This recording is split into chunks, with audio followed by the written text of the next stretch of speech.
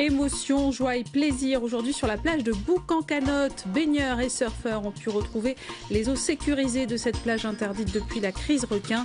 Dans l'eau, la championne de surf Joanne Defay et les amateurs de bodyboard ont le sourire.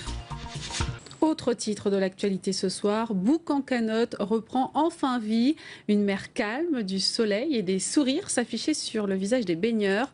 Cela faisait longtemps que l'on n'avait pas vu autant de monde sur ce sable chaud. Familles, touristes, enfants, tous ou presque se sont jetés à l'eau.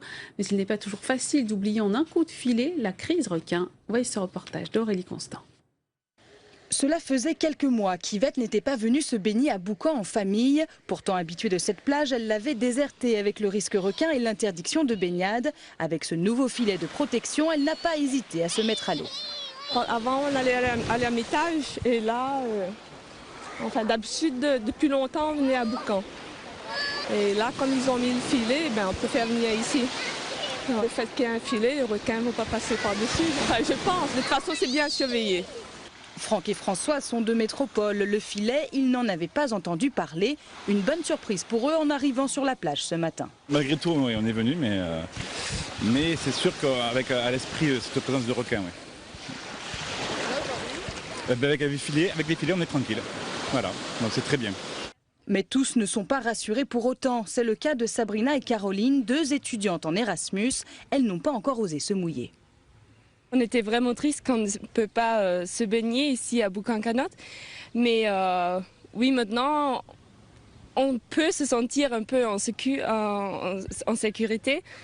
Mais bon, il y a quand même un petit danger, je pense. Je ne suis pas tout à fait sûre. Le problème, c'est qu'il y a quand même, par exemple, le drapeau avec le requin et je ne suis pas forcément sûre si c'est maintenant moins dangereuse, mais ça me rassure un peu. Et il y a des personnes dans la mer et bon, je crois que ça marche. Il n'y aura en tout cas pas eu autant de baigneurs à Boucan depuis bien longtemps. Les amoureux barbotent, les enfants s'amusent dans les vagues, près des parents rassurés. Bref, la vie reprend son cours. Baignade autorisée, mais également activité nautique.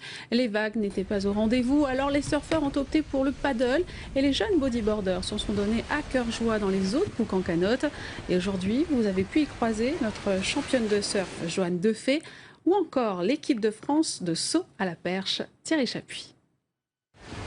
Les plus heureux du week-end, ce sont sans doute ces marmailles. Luc a 13 ans et Luc a 11 ans. Ils attendaient le retour du surf depuis bien longtemps. Ça faisait un an que j'avais pas vraiment bien surfé.